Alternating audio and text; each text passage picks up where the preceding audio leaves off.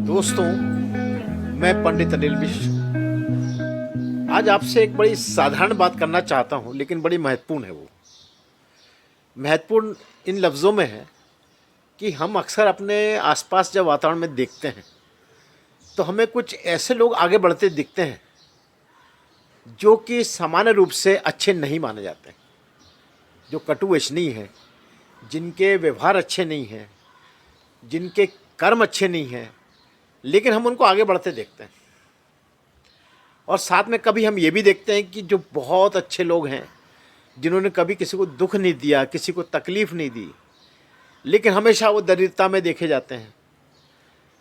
तो ये विरोधाभास जो है, इससे हम लोग जो है भगवान के प्रति हमारी आस्था डगमगाने लगती है।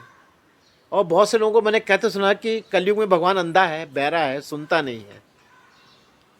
मैं उनके लिए एक बड़ी प्रेरणादायक कथा आपको बताना चाहता हूँ। ये कहानी आप सुनेंगे तो आपको बाकायदा मेरा पूरा विश्वास है कि आपको भगवान पर पूर्णतः भरोसा होगा कि भगवान न्यायाधीश है और उसके न्याय से कोई बचा नहीं है। मैं आपको एक पुरातन काल की एक कहानी की तरफ लेके जाता हूँ कि दो दोस्त थे।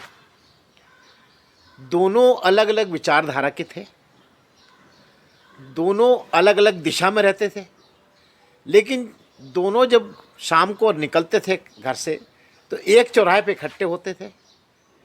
वहाँ से फिर अलग अलग दिशा में उनका डायरेक्शन रहता था और वो एक दूसरे को प्रेरणा देते थे कि तू इधर आ, हमारे साथ चल। दूसरा वाला बोलता था तू हमारे साथ आ, हमारे तरफ चल। और दोनों में से एक मंदिर जाता था जहाँ भजन होते थे और एक दोस्त वेश्यालय जाता था जहाँ पे नृत्य चलता रहता था वेश्याओं का। और दोनों एक दूसरे को दोस्तों से बोलते थे कि उधर क्या रखा है, इधर आ हमारे पास, चल मेरे साथ। जो धार्मिक है वो बोलता था मंदिर चल, देख वहाँ पर क्या मज़ा आता है, क्या आध्यात्मिक लाभ मिलता है। और जो वेश्या के यहाँ जाता था वो अपने दो मित्र से कहता तू इधर आ, देख क्या राज रंग रस होता है, क्या जीवन का आनंद मिलता है। और दोनों अपने अपने दिशा में चले जाते थे। वास में फिर दोनों इकट्ठे आते थे, अभिन्न मित्र थे, और एक साथ मिलके फिर अपने अपने घरों के तरफ प्रस्थान करते थे। अब जब आगे कहानी बढ़ती है तो हम देखते हैं कि थोड़े दिनों बाद, कुछ सालों बाद, जो उसी चौराहे से आके दोनों ने एक दूसरे को कहा कि हमारे साथ चलो, फिर अपने अपने दिशा में चले गए। तो जो वेश्यालय जाता था उसके पैर में कांटा गड़ा और उसको नीचे एक बहुत बड़ा घड़ा, सोने का घड़ा मिला जिसमें अशरफियाँ और अफराज सोना जेवरात थे।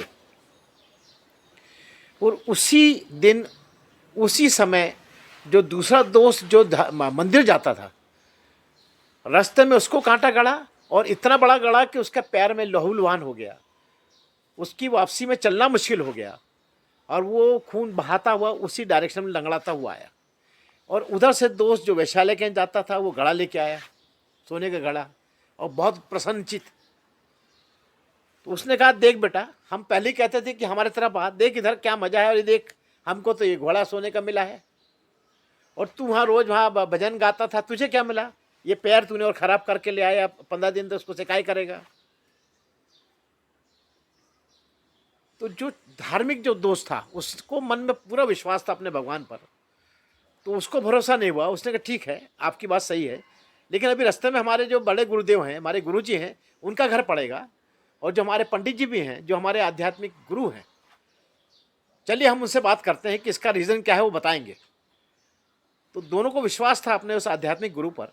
दोनों आध्यात्मिक गुरु के पास गए और उन्होंने अपना अपना हाथ दिखलाया, पामिस्ट जो है वो देखा उसने, और देख के उसने जो वैशाल्य के जाता था उसको बोला सावधान, तुम्हारा जो चक्र बता रहा है कि तुम पिछले जन्म में चक्रवर्ती राजा थे और महान पुण्यात्मा थे, बहुत तुमने पुण्य अर्जित किया था, लेकिन तुमने इस जन्म में ये पाप कर्म करके सालों से जो वैशाल्य में जा जाके जो पाप कर्म किया, उससे तुम्हारे पूरे पुण्य का क्षय हो चुका है, समाप्त हो चुका है।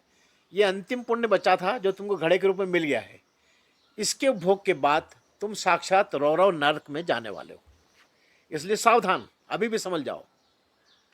और जो जो मंदिर जाता था, जब उसकी कुंडली उन्होंने देखी तो उन्होंने कहा बेटा तुम पिछले जन्म में दुर्दान डाकू थे, बहुत लूटपाट करते थे, बहुत तुमने पाप कमाया है, लेकिन इस जन्म में तुमने मंदिर जा जाकर, सत्कर्मों में जा जाकर और अच्छे कर्म करके तुमने सारे पापों को काटा है, और अब तुम्हारा अंतिम पाप बचा था जो तुमको कांटे के रूप में तुम्हारे पैर में गड़ा है, और अब तुम पूर्ण तरह से शुद्ध हो चुके हैं, अंदर से तुम्हारे सारे पाप नष्ट हो चुके हैं। आने वाले समय में तुमको साक्षात वैकुंठ का धाम प्राप्त होगा। ये समाधान सुनने के बाद अब आप बताइए, हम देखते हैं अपने आसपास वातावरण में कि कितने लोग हमको बेईमान लोग से आगे बढ़ते दिखते हैं, और कितने जो अच्छे जो लोग हैं उस तकलीफ में दिखते हैं। तो अब आपको इसका रीज़न समझ में आ रहा होगा कि पिछले जन्मों के जो संचय जो रहते हैं इस जन्म में आदमी भोगता है, और वो संचय जिसको स्वर्ग मिलता है, स्वर्ग का संचय का भोग यहीं पर यही इसी रूप में होता है, इस प्रकार के शारीरिक सुख में मिलता है, और जिसका मोक्ष रहता है उसको मोक्ष आगे मिलता है जाके। और इसलिए आदमी को अपना अच्छे कर्म कभी नहीं छोड़ना चाहिए, ये इसका संदेश होता है। आप इससे मेरी बात समझ गए होंगे, और कुछ इस बारे में आप पूछना चाहें तो आप प्रश्न करिए, मैं इसका उत्तर दूंगा।